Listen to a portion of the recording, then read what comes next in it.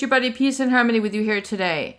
We are focusing in on and addressing a viewer question we got in, and that is, how long does it take to recover from being in a narcissistic or psychopathic relationship where gaslighting and brainwashing had occurred, when essentially you had been targeted by an individual and given a lot of the wrong messages, been told that in the beginning that this person was going to be there for you, that they were this wonderful individual.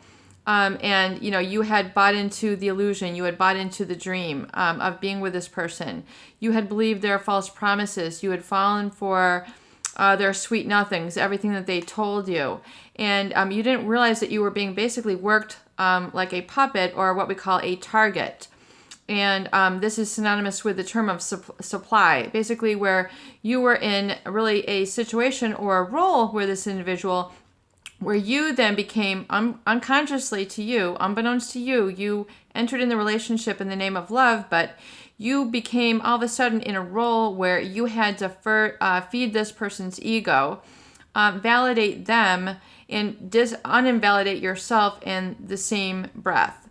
You had to constantly take on what I call the role of negative validation once you got into the devaluation stage, where they had exaggerated negative qualities about you, caused you to feel excessive guilt, excessive obligation to them, excessive fear around them. And so you had to live and basically chart the course of your life in order to prevent their outbursts, to protect their feelings and deny your own. You got into a situation where you had then adopted this as a method of trying to belong and connect with this individual in a very sort of self-degenerative way, or what a lot of people in the beginning feel that it's altruistic, or they feel that this, they misinterpret the love bombing and think that this is what love is.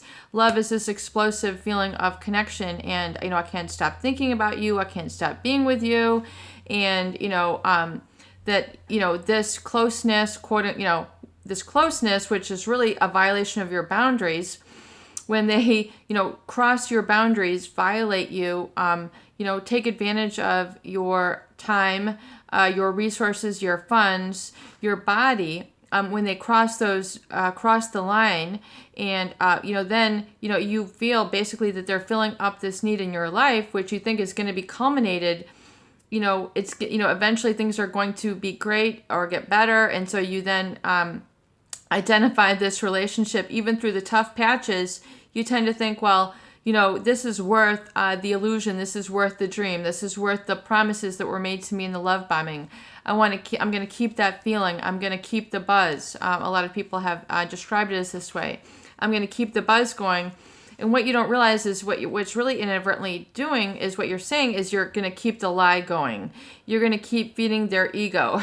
You're going to keep subverting yourself, subjugating yourself to this maladaptive, devaluing treatment, which is in essence what all narcissists and psychopaths do, is eventually they're going to devalue and discard the individuals who they have targeted, because this individual is there basically to serve a need, who they can control and who they can overpower. So as you can imagine, if you are constantly meant to be under the control or believe these falsehoods, or what we call a distorted sense of reality, or what we call also gaslighting, where they cause you to kind of doubt yourself, doubt your own value, doubt your own perceptions, doubt where you're coming from. In essence, then they doubt your needs. Because you have human needs and they don't have these same needs. They don't have the same needs to have that closeness, that honesty. They don't have a need to be honest. They're narcissistic, they're psychopathic. It's all about them. At the end of the day, if they can get what they need, that's all that they care about. They don't care what societal norms they break. They don't care what, if they have hurt people. They are, they are not only insensitive, they lack empathy.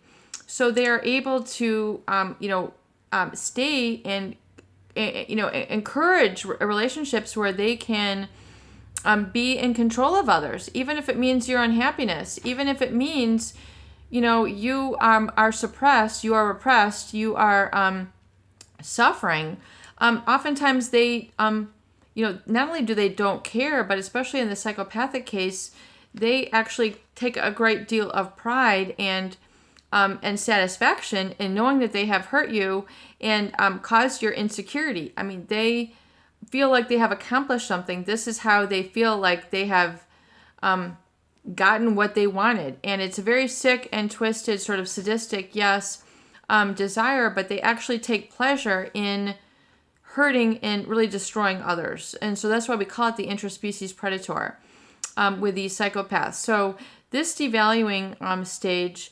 it's very important for you to identify this and become what I would call more selective of who you trust and more selective of the compliments and the feeding into these individuals that you have been doing. Be very cautious and be very selective of how you now reinforce them. Now that you're realizing that you are in this relationship with this individual or an acquaintance, or they're in your environment, in your proximity, they are in your family, you have to be able to enforce boundaries and be very selective of your reaction to them.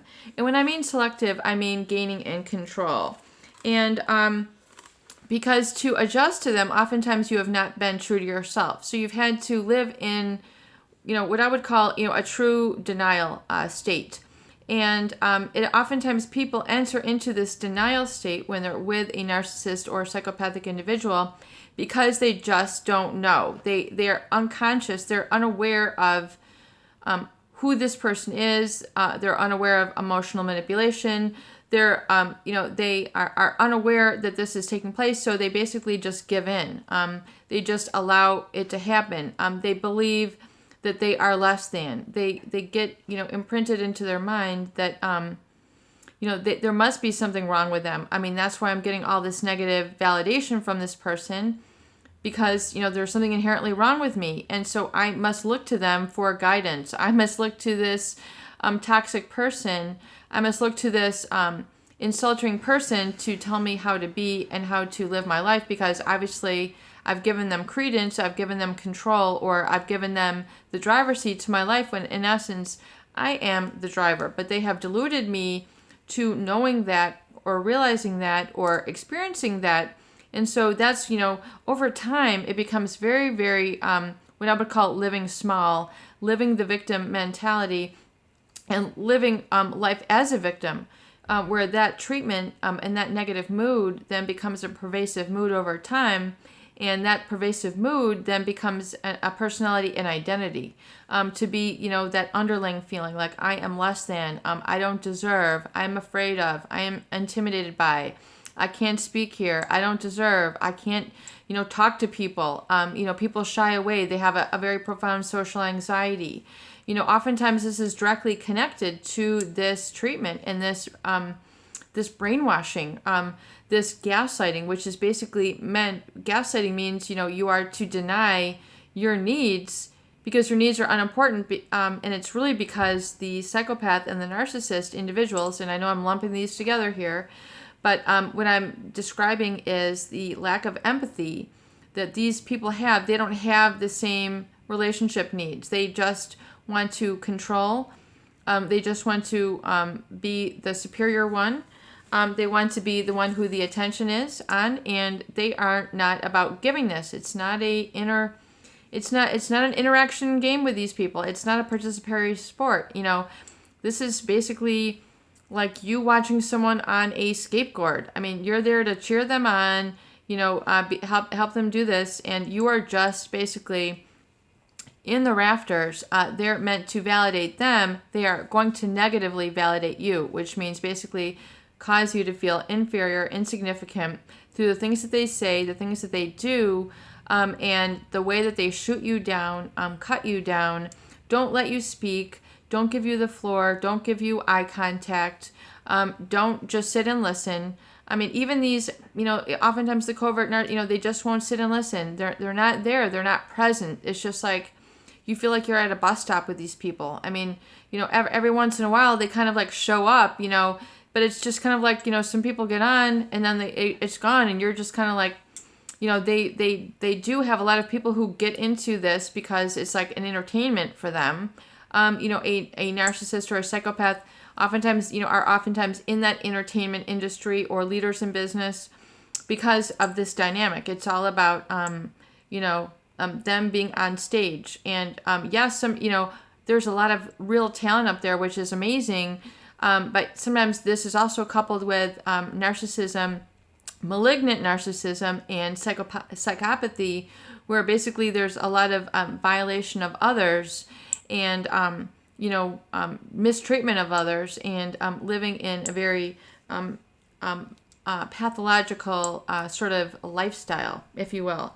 And so, if you are going through this, and if you're still listening, here's the point of the video, is that if you are in this sort of feeling of violation, if you're in this disempowered state, and you are angry, resentful, you're now starting to get it.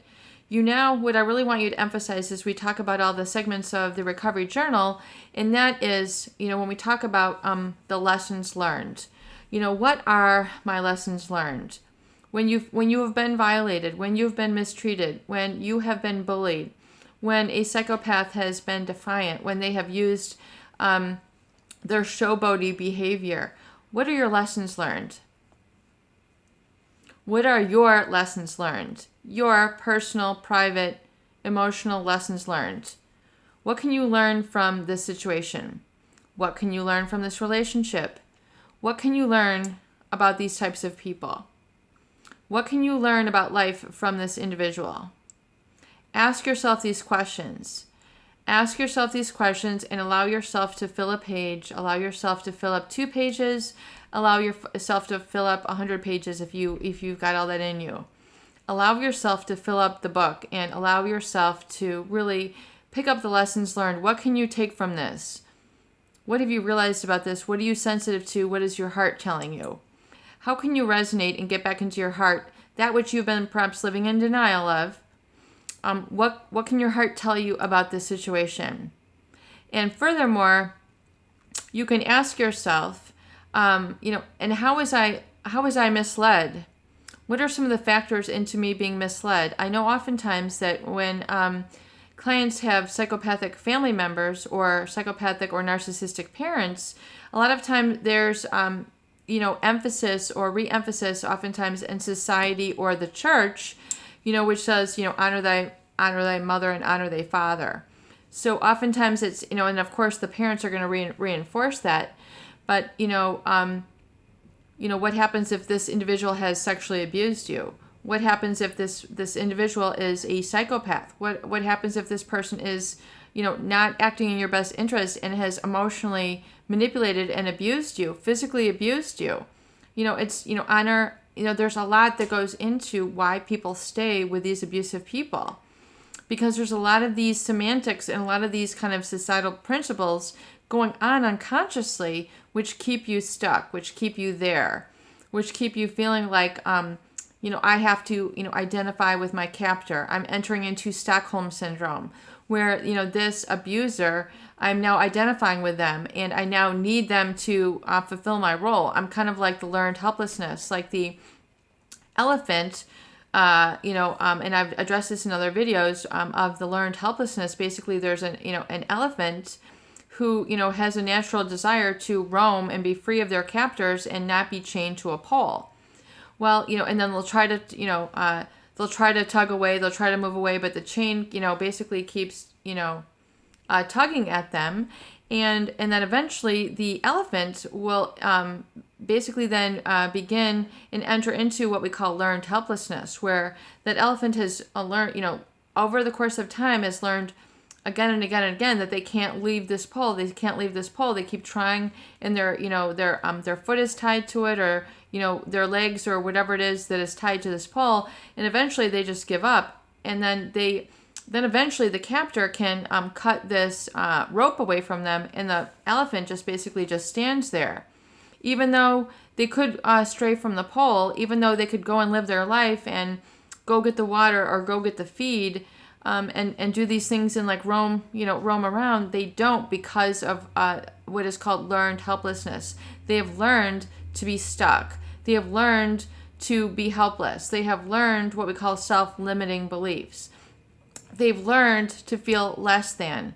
They have learned to feel inferior because of, all these messages that have been erroneously given to them by their quote-unquote master, narcissist, psychopath, whatever you want to call them, which has given them these erroneous messages which have caused their life to be now in this state.